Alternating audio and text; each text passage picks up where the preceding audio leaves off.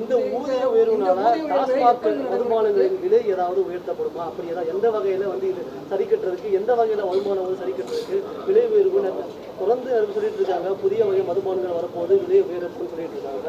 அந்த மாதிரி ஏதாவது இருக்குங்க சார்?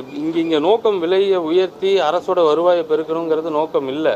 இந்த துறையை சரி பண்ணணும் அப்படிங்கிறது தான் நோக்கம். இப்போ ஊதிய உயர்வு பண்ணிட்டோம், மதுபான விலைகள் உயருமா அப்படிங்கிறது இல்லை.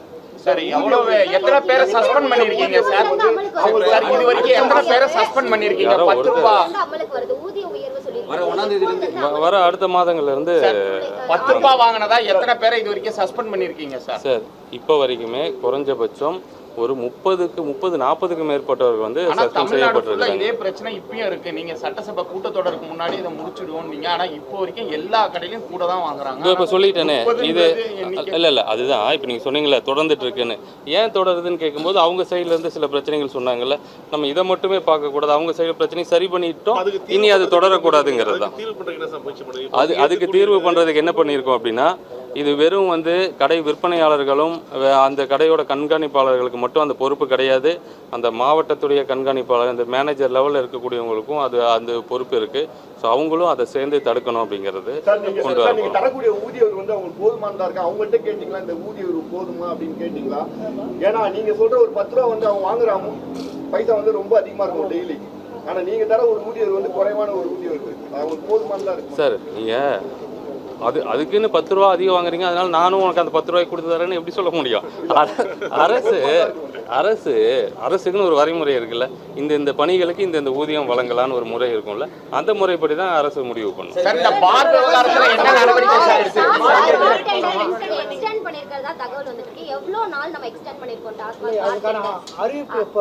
டாஸ்மாக் பார் வந்து 2 மாதங்களுக்கு எக்ஸ்டெண்ட் பண்ணியிருக்கு.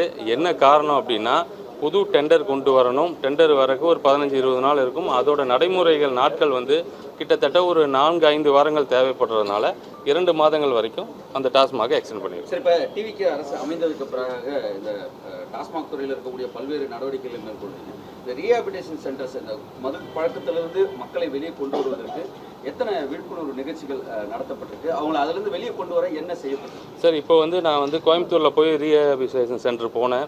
அங்கே இருக்கிற எப்படி அந்த கட்டமைப்புகள் எப்படி இருக்குன்னு பார்த்துக்கிட்டோம். வெறும் அதே மாதிரி இதுக்கு முந்தைய கால ஆட்சிகளில் வந்து ஸ்கூல் பள்ளி குழந்தைகளில் வந்து ஊர்வலமாக கூட்டு போங்க, போதை ஒழிக்க போகிறோம் அப்படிம்பாங்க, பதாகைகள் வைப்பாங்க அங்கே. ஸோ அதனால எவ்வளோ பலன் இருக்குங்கிறத நான் வந்து பார்த்துட்ருக்கோம். அதனால எத்தனை பேர் அந்த பழக்கத்துலேருந்து விடுபடுறாங்கங்கிறதையும் கவனிச்சிட்ருக்கோம். ஸோ அது மட்டும் போதுமா, அல்லது அதை தாண்டி இன்னும் கூடுதல் விழிப்புணர்வுகளுக்கு எந்த மாதிரி முறைகளை கையாளலாம் அப்படிங்கிறத பரிந்துரையில் சொல்ல மறந்துட்டேன். இது வந்து ரொம்ப முக்கியம்.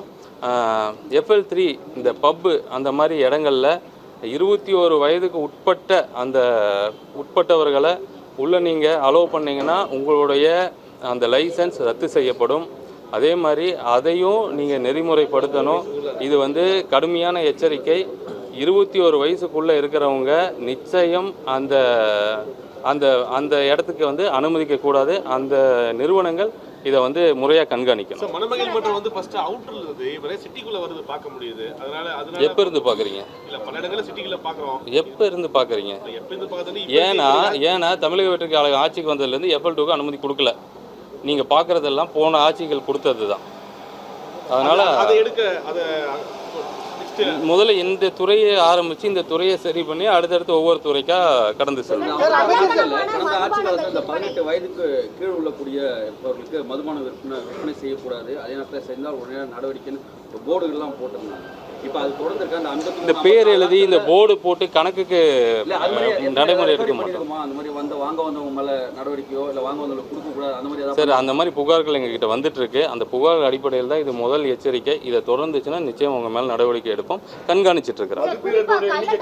மதுபான விற்பனைன்றது சென்னையிலுமே அதிக இடங்கள்ல காலை நேரத்துல மதுபானங்கள் விற்கப்படுவது தொடர்ச்சியா நடைபெற்று வருது. இப்போவா? சமீப காலமா தொடர்ச்சியா சில இடங்கள்ல குறிப்பா பார்த்தோன்னா ஓட்டேரி பகுதிகள் ஆகட்டும், ஏதாவது ஒரு ஆதாரத்தோட சொன்னீங்கன்னா நான் அதுக்கு பதில் சொல்றேன். காலை நேரத்துல என்ன மதுபானங்கள் இல்லை விற்கப்படுது. இல்லை இல்லை மேடம். அதுக்கு ஏதாவது நம்ம அதிரடி ஆய்வு பண்றோமா என்ன? ஆய்வு அதான் சொல்கிறேன். நான் ஏன் உறுதியாக சொல்கிறேன்னா, அப்படி எங்கேயும் நடக்கிறது இல்லைங்கிறத ரிப்போர்ட் மூலமாக தான் சொல்கிறேன். அப்படி ஏதாவது நடந்துட்டு இருந்துச்சுன்னா சொல்லுங்கள், அது எங்கேயோ அங்கே மேலே நடவடிக்கை எடுக்கும். மதுப்பிரியர்களுடைய எண்ணிக்கை குறைப்பதற்கு என்ன மாதிரியான நடவடிக்கை எடுக்க போறோம்? ஏன்னா நம்ம ஆண்டுக்காண்டு விலை அதிகமாக தான் சொல்றோம். வருஷம் இந்த வருஷத்தை விட அந்த வருஷம் அதிகமாயிடுச்சு.